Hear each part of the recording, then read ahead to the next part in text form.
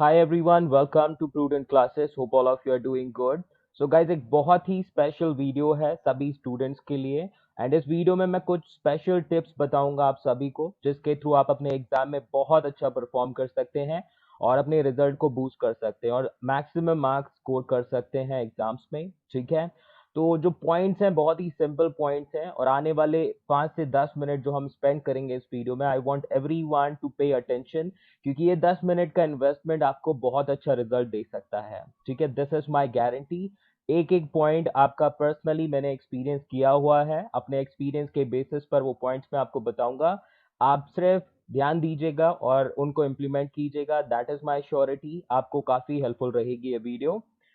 सो चलिए डिस्कस करते हैं कौन कौन से इंपॉर्टेंट पॉइंट्स हैं जो कि आपको सुपर से भी ऊपर परफॉर्म करने में हेल्प करेंगे एग्जाम्स में। Let's start.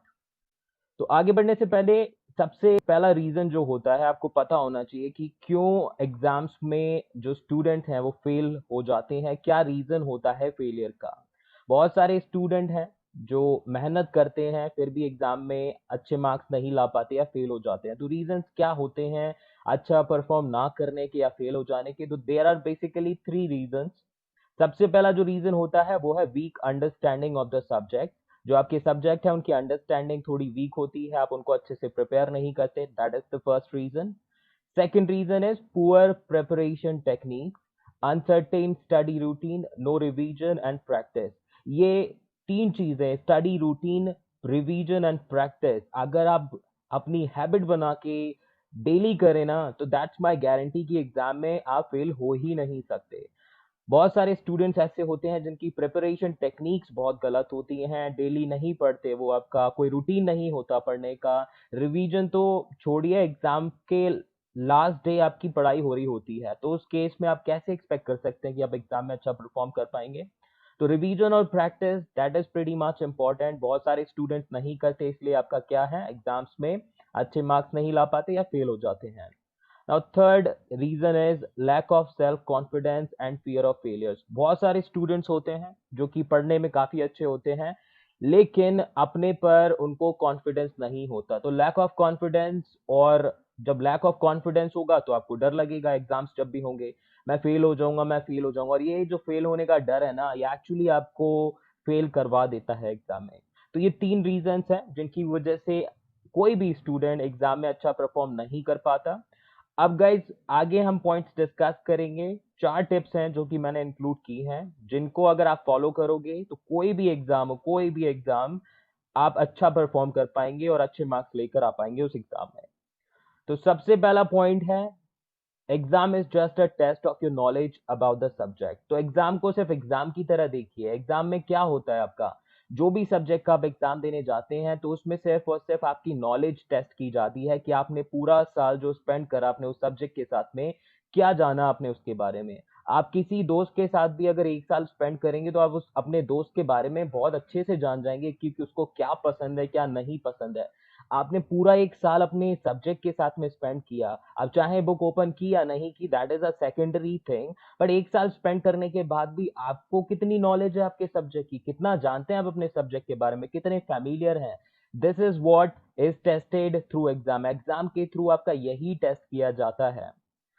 इसीलिए पैनिक मत कीजिए और अपनी जो स्टडी है उस पर फोकस कीजिए। So don't panic, focus on study basically. Now एक और चीज, आपको अपना कॉन्फिडेंस मेंटेन रखना है, चाहे आप एग्जाम की प्रिपरेशन कर रहे हैं या फिर एग्जाम देने जा रहे हैं, because confidence is the key which makes an ordinary person extra ordinary and can make an average student a top performer. तो कॉन्फिडेंस ही एक ऐसी चीज है जो कि आपको एक एक्स्ट्रा ऑर्डिनरी पर्सन बना सकती है, और अगर आप एक एवरेज स्टूडेंट हैं तो आप एक टॉप परफॉर्मर भी बन सकते हैं। आपको सिर्फ ये कॉन्फिडेंस रखना है कि आप कर सकते हो, आप अपने सब्जेक्ट में अच्छा परफॉर्म कर सकते हो, आप स्टडी कर सकते हो, आप पढ़ सकते हो। तो ये सबसे पहली चीज है, you have to keep confidence on your self. Now second thing, अब कॉन्फिडेंस से तो काम नहीं चलेगा बिकॉज एग्जाम आपका क्या टेस्ट करेगा, आपकी नॉलेज। तो knowledge is pretty much important. So knowledge is of primary importance, result is secondary. तो सबसे पहला आपका काम क्या होना चाहिए, जब भी आप स्टडी करें तो आपको नॉलेज गेन करने पे ध्यान देना है। रिजल्ट को भूल जाइए, रिजल्ट तो आप तब देख पाएंगे ना, एग्जाम देंगे तब। जब आप पढ़ेंगे ही नहीं तो आप फिर एग्जाम्स कैसे देंगे? तो एग्जाम्स देने के लिए सबसे पहले आपको पढ़ना पड़ेगा, नॉलेज गेन करनी पड़ेगी, और फिर जब आप नॉलेज गेन कर लेंगे तो आप एग्जाम दे के अच्छे रिजल्ट भी लेकर आ सकते हैं। तो नॉलेज क्या है, प्राइमरी इंपॉर्टेंस की चीज है, और रिजल्ट आपके सेकेंडरी होते हैं, ध्यान दीजिएगा। अब सिर्फ नॉलेज गेन करना भी इंपॉर्टेंट नहीं है, ध्यान दीजिएगा। Don't just gain knowledge, start using knowledge. अब जो भी आप सीखें, जो भी आप नॉलेज गेन करें अपने सब्जेक्ट के थ्रू, उसको यूज करना शुरू कीजिए। That is the practical implementation of the knowledge, क्योंकि जितना आप प्रैक्टिकली यूज करेंगे चीजों को, उतना ही आप उनको लॉन्ग टर्म तक रिटेन कर पाएंगे। ध्यान दीजिएगा, आप रटते हैं चीजों को, शॉर्ट टर्म में आपका काम करेंगे, उसके बाद भूल जाएंगे, लेकिन जो कॉन्सेप्ट्स होते हैं उनको समझिए। जितने भी आपके ग्रेजुएशन पोस्ट ग्रेजुएशन के स्टूडेंट हैं, अब आप समझदार हैं, आपको पता है कि आप जो सब्जेक्ट पढ़ रहे हैं उसकी क्या इंपॉर्टेंस है। गूगल पर सारी डेटा अवेलेबल है, फाइंड इट आउट कि क्या इंपॉर्टेंस है जिस टॉपिक के बारे में आप पढ़ रहे हैं। सिर्फ और सिर्फ गेन मत कीजिए नॉलेज को, उसको यूज कीजिए, उसका इम्प्लीमेंटेशन कीजिए, और फिर देखिए कि रिजल्ट कितने एक्स्ट्राऑर्डिनरी आएंगे। That is my guarantee. And the last point, read learn and practice your subjects wholeheartedly. तो चाहे आप कुछ पढ़ रहे हो, याद कर रहे हो, प्रैक्टिस कर रहे हो अपने सब्जेक्ट के बारे में, कोई भी सब्जेक्ट हो, आपकी पसंद का हो, नापसंद का हो, दिल से पढ़िएगा। मन नहीं लगता, छोड़ दीजिए उसको। जब आपका दिल कहे, आपका मन कहे कि हाँ मुझे पढ़ना चाहिए, I am ready, then start studying it. Otherwise leave it. अपना भी टाइम वेस्ट मत कीजिए और अपना दिल भी मत दुखाइए। At that point of time just leave it, make your mind and then read it. Wholeheartedly पढ़ाई कीजिए, वही आपको क्या करेगी, नॉलेज गेन कराने में और उसके इम्प्लीमेंटेशन में हेल्प करेगी। सो हमें क्या करना है, एवरेज स्टूडेंट से एक टॉप परफॉर्मर बनना है, this is the basic stuff which you have to follow. Exam को सिर्फ एग्जाम की तरह ट्रीट करो, हवा मत बनाओ उसका।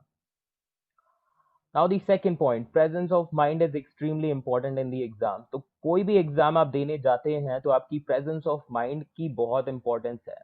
मान लीजिए आप रास्ते में जा रहे हैं और आपके पीछे कोई गुंडा पड़ जाए, तो आप क्या करेंगे, भागेंगे वहां से? आपका दिमाग ना एकदम चाचा चौधरी की तरह चलने लगेगा। तो वही चीज है एग्जाम्स में, चाहे आपका पेपर एक्सपेक्टेड आए या अनएक्सपेक्टेड आए, प्रेजेंस ऑफ माइंड रखिए, सब कुछ अच्छा हो जाएगा आपका। So it is extremely important to have presence of mind in the exam and in your studies as well. So nobody is perfect, same applies to toppers as well. तो कोई भी परफेक्ट नहीं है इस वर्ल्ड में, चाहे toppers क्यों ना हो। वो इंडिविजुअल्स जो मार्क्स सबसे ज्यादा मार्क्स लेके आते हैं, जो टॉपर्स होते हैं, वो भी परफेक्ट नहीं होते हैं। they don't know everything, they just prepare for exams smartly, and with their smart minimum investment they try to reap the maximum result। एक चीज ध्यान रखिएगा, आपके पास भी 24 घंटे हैं पढ़ने के लिए, और एक टॉपर जो है उसके पास भी 24 घंटे होते हैं। एक टॉपर टॉप इसलिए कर पाता है क्योंकि वो अपनी पढ़ाई को लिमिटेड रखता है, वो स्मार्ट तरीके से पढ़ता है, वो देखता है पेपर का पैटर्न क्या है, किस तरीके से क्वेश्चन पूछे जाते हैं, कौन से चैप्टर से ज्यादा क्वेश्चंस आते हैं, कौन से क्वेश्चन बहुत बार रिपीट होते हैं। तो this is what the strategy is. आपको पेड़ काटने से पहले अपनी कुल्हाड़ी शार्प करनी है, बस ये नहीं कि किताब खोली और पढ़ना शुरू।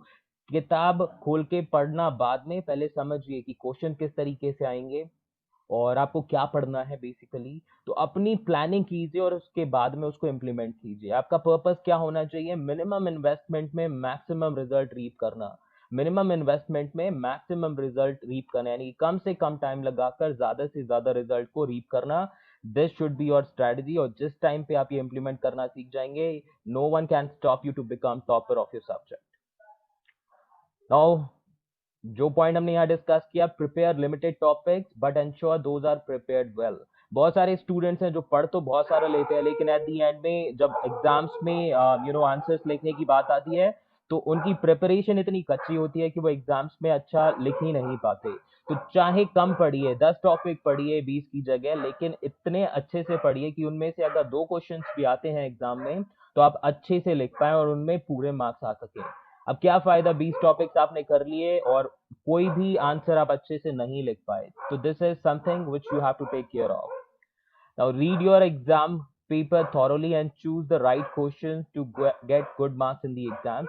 तो जब भी आप एग्जाम में जाएंगे, आपको अपना एग्जाम पेपर थॉरोली पढ़ना है, चेक करने हैं कि कौन से क्वेश्चंस आपको अच्छे से आते हैं, कौन से नहीं आते, और चूज कीजिए वही क्वेश्चंस जो आपको अच्छे से आते हैं, और वही क्वेश्चंस आपको हेल्प करेंगे अच्छे मार्क्स स्कोर करने में। ध्यान दीजिएगा, सही आंसर लिखने पे तो मार्क्स बाद में मिलेंगे, वो आपको टीचर देगा, लेकिन सही क्वेश्चन चूज करने पर आप आंसर लिख पाओगे।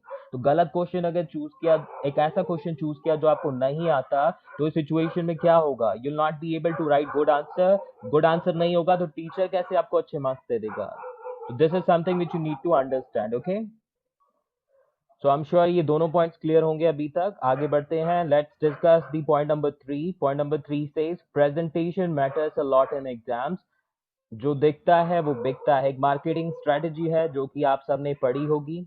जिसने नहीं पढ़ी तो आज सुन लीजिए, जो दिखता है वो बिकता है। तो जितनी अच्छी प्रेजेंटेशन होगी उतने ज्यादा मार्क्स मिलने की एक्सपेक्टेशन है आपकी। Now in order to present your answers well in the exams, आपको क्या करना है, डायग्राम्स का यूज करना है, एग्जाम्पल्स का यूज करना है, रिलेवेंट फैक्ट्स का यूज करना है।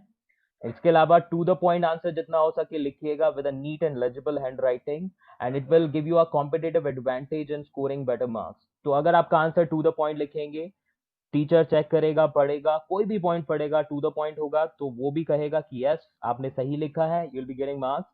और अगर हैंड राइटिंग आपका साफ सुथरा है, आई एम नॉट सेइंग बहुत ही सुंदर होना चाहिए, लेकिन साफ सुथरा होना चाहिए कि अगला बंदा जो पढ़ रहा है, जो भी टीचर आपके आंसर शीट को पढ़ेगा चेक करने के लिए, उसको समझ में आना चाहिए। अगर ये दोनों चीजें आपकी होती हैं तो आपको कॉम्पिटिटिव एडवांटेज मिलेगा। रीचेकिंग के ऑप्शन हर एक एग्जाम में होते हैं। अगर मान लीजिए बाय एनी चांस आपको मार्क्स अच्छे नहीं मिले, आप चेक करा सकते हैं। अगर आपको अपने पे कॉन्फिडेंस है कि आपने अच्छे से अपने आंसर दिए हैं, चेक कराएंगे, दूसरा टीचर चेक करेगा, क्या होगा, टू द पॉइंट आंसर है, अच्छे से आपने सब कुछ किया है। अगेन जो दिखता है वो बिकता है बेसिकली। तो पहले ही केस में आई एम श्योर कि आपको अच्छे मार्क्स मिल जाएंगे, बट बाय एनी चांस चलिए लक का फैक्टर भी लगा लेते हैं, नहीं मिलते तो still you have an option. लेकिन मान लीजिए आपने गप लिखी है, कुछ भी सही नहीं लिखा, तो रीचेकिंग करा के भी आपको क्या मिलेगा, nothing, you will not get anything. हो सकता है मार्क्स कम ही हो जाए सिचुएशन में। Now the last point which we'll be discussing in this particular video, and this is basically failure is just the beginning not the end। तो पूरी मेहनत की साल भर, या हो सकता है मेहनत अच्छे से नहीं की साल भर, एट द एंड में रिजल्ट आपका नेगेटिव आता है, तो डरने की कोई जरूरत नहीं है कि फेलियर जो भी होता है वो सिर्फ एक बिगिनिंग होती है, एंड नहीं होता। ये ध्यान में रखिएगा। According to Robert T Kiyosaki जो कि रिच डैड पुअर डैड के ऑथर हैं, उनके according winners are not afraid of losing but losers are. Failure is a part of the process of success. People who avoid failure also avoid success. ध्यान दीजिएगा, जो लोग जीतने वाले होते हैं तो हमेशा जीतते नहीं हैं, कभी कभी हारना भी पड़ता है, लेकिन वो लूजर्स नहीं होते। वो फिर से कोशिश करते हैं और फिर से सक्सेसफुल यानी कि विनर हो जाते हैं। फेलियर क्या है, सिर्फ सक्सेस में एक छोटा सा पार्ट है, और जो लोग फेलियर अवॉइड करते हैं वो कभी भी सक्सेसफुल नहीं होते। तो आई डिडंट मीन कि आपको फेल होना है, आप अपना मेहनत कीजिए और रिजल्ट को छोड़ दीजिए। As I said in the beginning, knowledge is of primary importance and result is secondary. तो रिजल्ट जो भी आता है इट्स ओके, एक्सेप्टेड। आगे बढ़िए, गलतियां हुई हैं उनको करेक्ट कीजिए, and then you can see the result. आपका अगला जो रिजल्ट होगा वो काफी अच्छा होगा। So do and learn attitude must be there. तो एक ही एटीट्यूड होना चाहिए आपके अंदर। आप पढ़ेंगे, प्रैक्टिस करेंगे, एग्जाम देंगे, और जो भी रिजल्ट आता है उससे सीखेंगे, चाहे अच्छा हो या बुरा हो।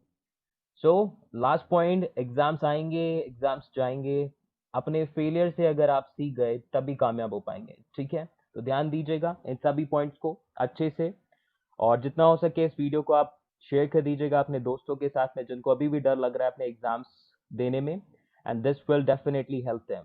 सो मिलते हैं नेक्स्ट वीडियो में। Thank you so much and perform best in your exam. Stay safe, stay healthy, bye bye.